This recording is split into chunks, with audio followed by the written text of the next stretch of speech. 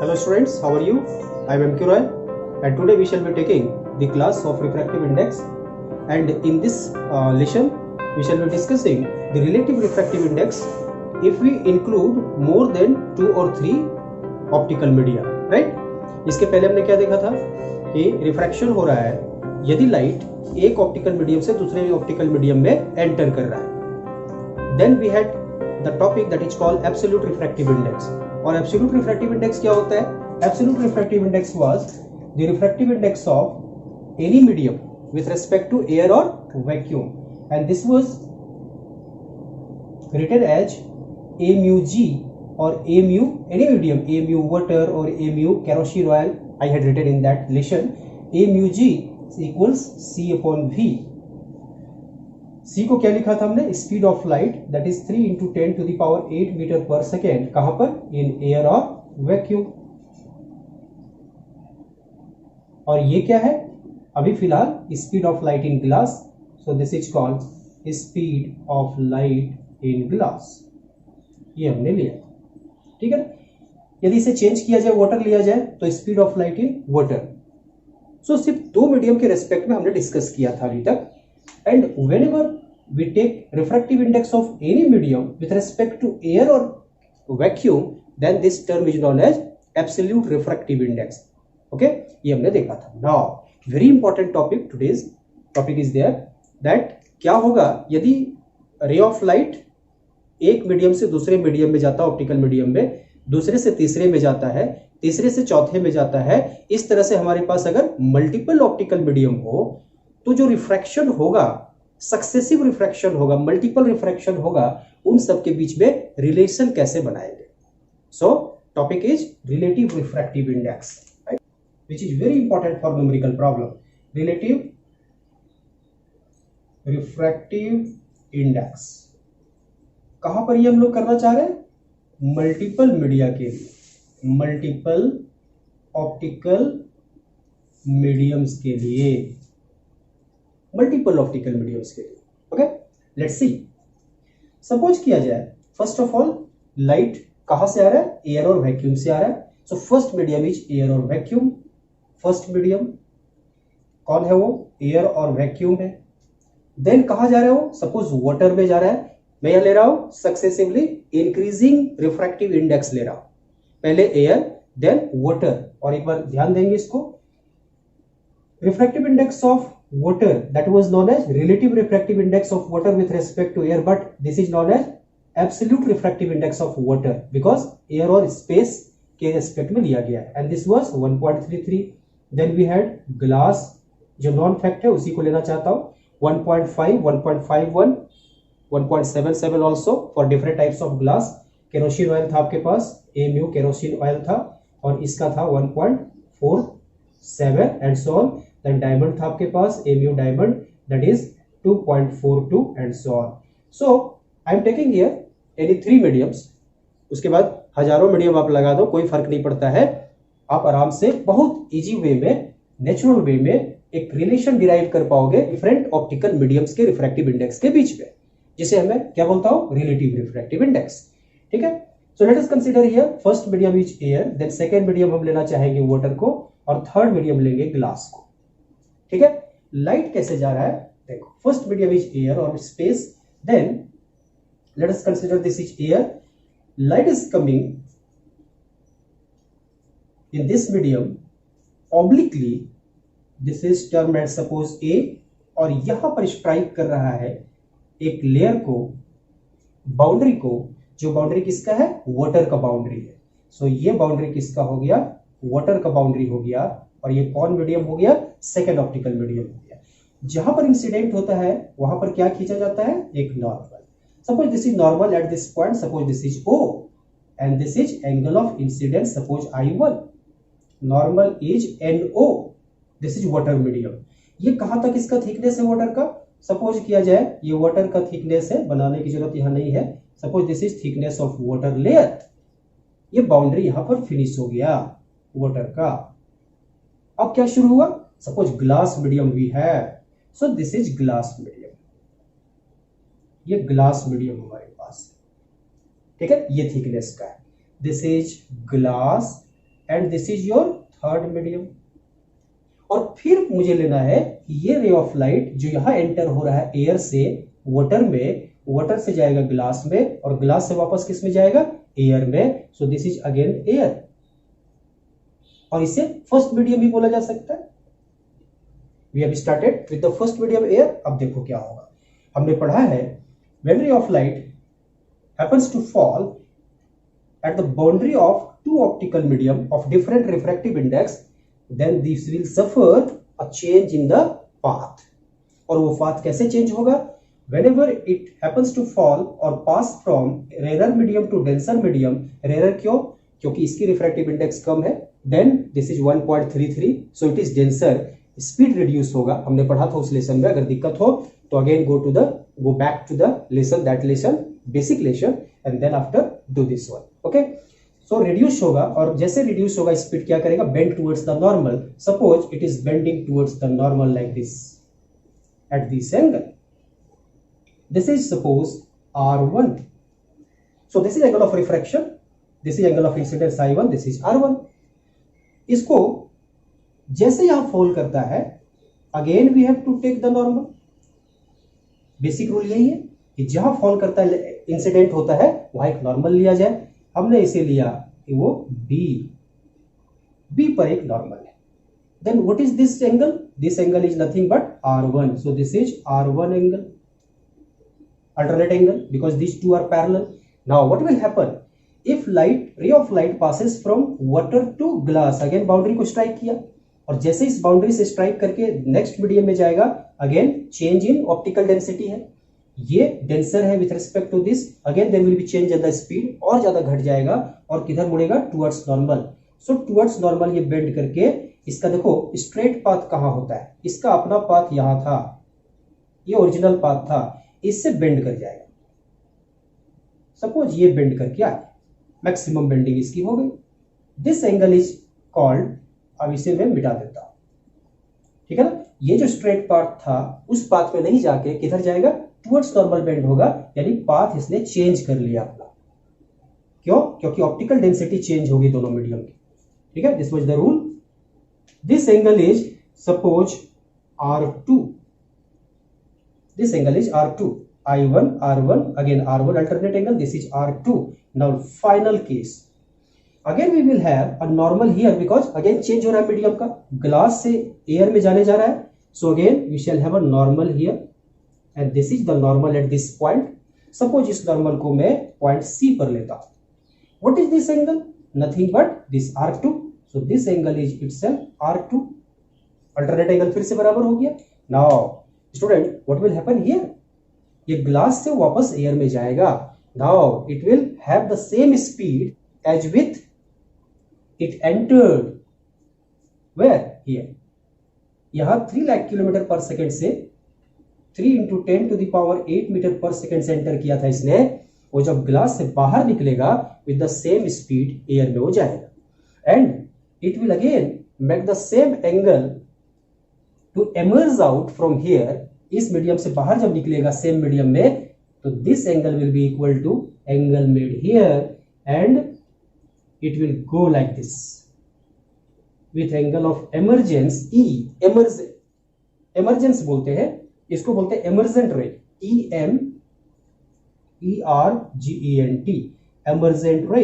And angle of emergence, angle of emergence बोलते हैं, small e से लिखते हैं, and this is nothing but angle I1। Same angle बनाएगा। In this case this AO will be parallel to this CD, AO will be parallel to this CD। AO incident और emergent रे आपस में parallel होता है, ठीक है ना। इस केस में एंगल I1 और एंगल E ये बराबर होगा। I have written here E equals I1। Okay, now see the magic. अब मैं डिराइव करूंगा यहां स्नेल्स लॉ लगा के पॉइंट O पर, जहां जहां चेंज ऑफ बाउंड्री होगा, चेंज ऑफ ऑप्टिकल डेंसिटी होगा, वहां वहां क्या लगाएंगे, स्नेल्स लॉ। और स्नेल्स लॉ क्या था, ratio of sine of angle of incidence to the sine of angle of refraction is always a constant for the given pair of media. यहां कौन पेयर है, एयर और वाटर। इसके लिए जो रिफ्रैक्टिव इंडेक्स होगा फिक्स होगा, ratio sine I by sine R। फिर ये दोनों है, ये एक पेयर के लिए वाटर और ग्लास के लिए जो sine i by sine r आएगा, sine i by sine r आएगा वो फिक्स होगा। Again for glass and air जो sine i by sine r होगा वो फिक्स होगा। ध्यान देना है, angle of incidence first medium में, angle of refraction second medium में। ऐसा जरूरी नहीं कि आई मतलब एंगल ऑफ इंसिडेंस और आर मतलब angle of refraction.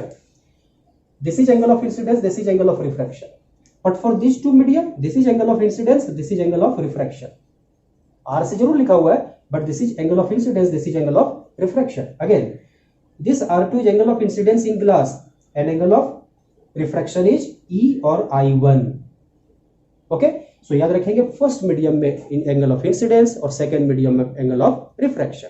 Okay, so see here Snell's law का use at point O, at point B और एट पॉइंट C करेंगे हम लोग, है ना। जहां जहां पर बाउंड्री होगा दो ऑप्टिकल मीडियम के बीच का, वहां स्नेल्स लॉ लगेगा, बिकॉज रिफ्रैक्शन हो रहा है वहां। ठीक है ना, सेम मीडियम रिफ्रैक्शन तो होगा नहीं, इस मीडियम रिफ्रैक्शन होगा नहीं, इसमें होगा नहीं, लेकिन जैसे ही यहां से यहां एंटर करेगा रिफ्रैक्शन होगा, चेंज इन पाथ होगा। Now see using Snell's law at point O point पर स्नेल्स लॉ यूज किया जा रहा है। यहां बाउंड्री पर, जहां जहां boundary change of optical densities वहां स्नेल्स लॉ। क्या मिलेगा, sine I1 by sine R1, sine I1 upon sine R1 equals refractive index of second medium with respect to first medium. Second medium कौन है, water है, first medium कौन है, air है। Refractive index new of water with respect to air, with respect to respect देने वाले को ऊपर रखते थे, है ना। इसका मतलब फर्स्ट मीडियम कौन है, एयर, और सेकंड कौन है, वाटर। एयर से वाटर में लाइट आ रहा है, एयर से वाटर में आ रहा है, ऊपर से नीचे आ रहा है, ये हमने बताया था, ट्रिक बताया था। This is equation number 1। Again using Snell's law at point, कहां लगाओगे, पॉइंट B, जहां पर बाउंड्री का चेंज है। This will give you nothing but sine, देखो ध्यान से, sine R1, sine R1, this is angle of incidence, this is angle of refraction, sine R2, sine R2, I1 incidence हुआ और R2 refraction हुआ। Then this will give what, refractive index of कौन medium, second medium, that is glass, with respect to किसके, water के, water से glass में आ रहा है। ट्रिक काम कर गया। This is equation number 2। Now third, using Snell's law, Snell's law कहां पर, लास्ट पॉइंट आपके पास C है, एट पॉइंट C, और पॉइंट C पर अगर लगाओगे इसे तो क्या मिलेगा, sine R2 divided by sine E को क्या लिख सकते हैं, I1 भी लिख सकते हैं, I1 भी लिख सकते हैं, तो यहां लिख देते हैं I1। This will be equal to refractive index of किसका, एयर का, with respect to glass, refractive index of air with respect to glass, यानी ग्लास से एयर में जा रहा है। ठीक है ना। This is, now let's have the multiplication of corresponding sides of equation 1, 2 and 3। इन तीनों इक्वेशन को, करेस्पॉन्डिंग साइड्स को LHS की तरफ, RHS को RHS की तरफ मल्टीप्लाई कर देते हैं और देखते हैं क्या होता है। सो multiplying corresponding sides of equations 1, 2 and 3 we get क्या मिलता है, this is sine I1 divided by sine R1 into sine, second equation, sine R1 divided by sine R2 into third equation, sine R2 divided by sine I1 equals, right side क्या है हमारे पास, A mu W into W mu G into G mu A। ठीक है, as it is हमने multiply कर दिया। Let's see here sine R1, ये जो साइन R1 है, sine R1 cancel out, sine I1 cancel out, sine R2 cancel out, so left side क्या बच गया 1, and this is called a mu w into w mu g into g mu a. Very important relation we have. क्या? बहुत ध्यान से देखेंगे. एक first class formula तैयार हो चुका है मेरे पास. मल्टीपल रिफ्रैक्शन जब होगा बहुत सारे मीडियम के बीच में तो बड़ा सीक्वेंस में सब काम कर रहा है. एयर से शुरू किया था और ग्लास तक पहुंच चुके थे हम लोग. एयर, देन वाटर में आया था, देन ग्लास में आया था, और ग्लास से कहाँ निकला? एयर में निकला वापस. देखो यहाँ लिखा हुआ है. कभी भी सीक्वेंशियली चलोगे, air to water, water to glass, glass to air. See, air to water, A mu water, water to glass, water to glass, glass to air, glass to air, हमेशा कितने के बराबर होगा? 1 के बराबर होगा. This is the relation and this is beautiful relation जो multiple means अभी आपके पास 3 मीडियम सिर्फ है, आप 10-50 मीडियम के बीच में रिलेशन बना सकते हैं. सीक्वेंस ध्यान से रखना है, किससे जा रहा है, किस में जा रहा है, किससे जा रहा है, किस में जा रहा है, किससे जा रहा है, किस में जा रहा है, सभी को मल्टीप्लाई करेंगे, आंसर क्या मिलेगा? 1 मिलेगा. ठीक है. Now this is very important relation. Now here this G mu A is not the absolute refractive index of the medium because it is air with respect to glass. जबकि हमने क्या बोला है? किसी भी मीडियम का रिफ्रैक्टिव इंडेक्स एयर और space के रिस्पेक्ट में जो होता है उसे एब्सोल्यूट रिफ्रैक्टिव इंडेक्स उस मीडियम का बोला जाता है.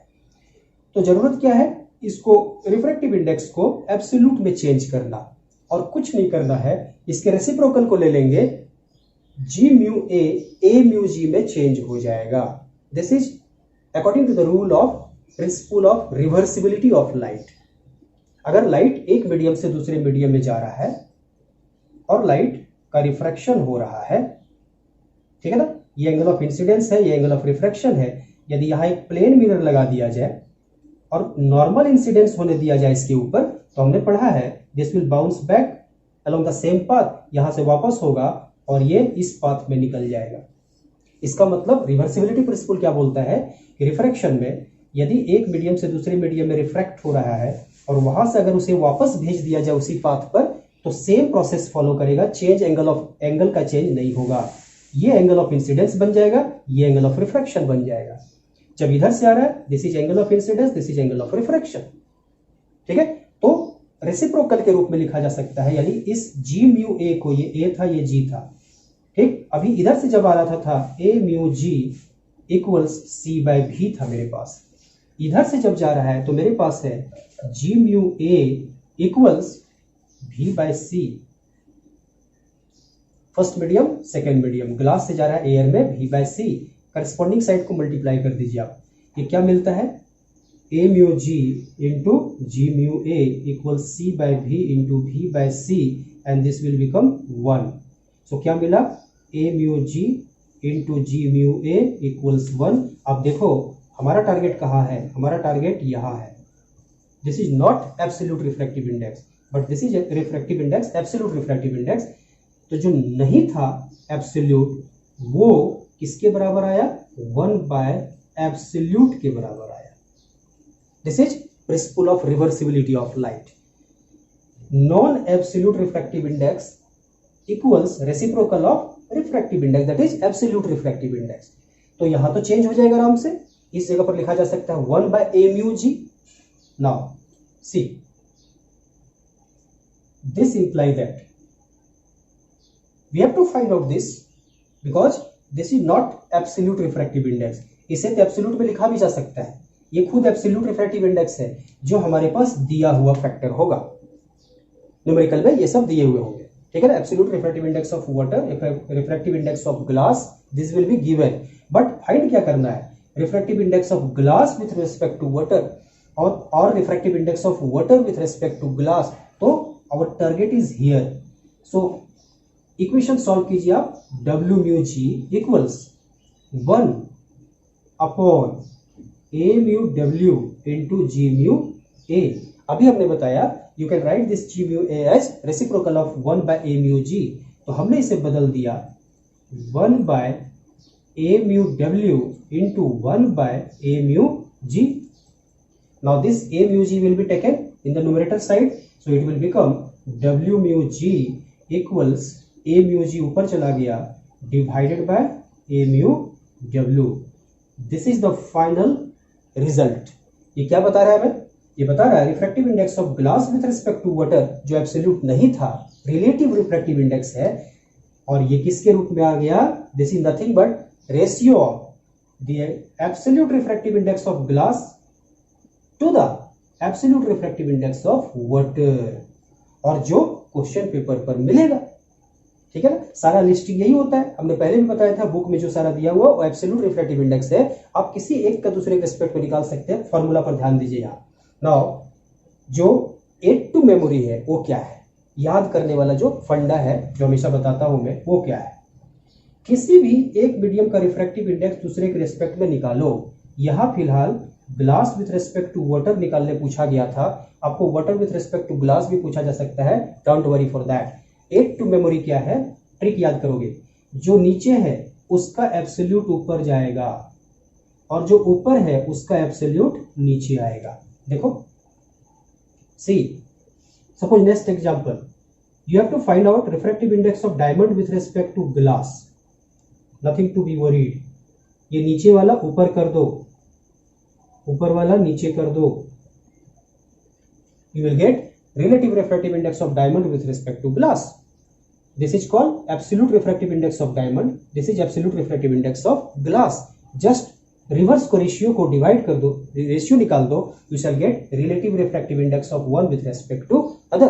So this is very important trick we have understood till now.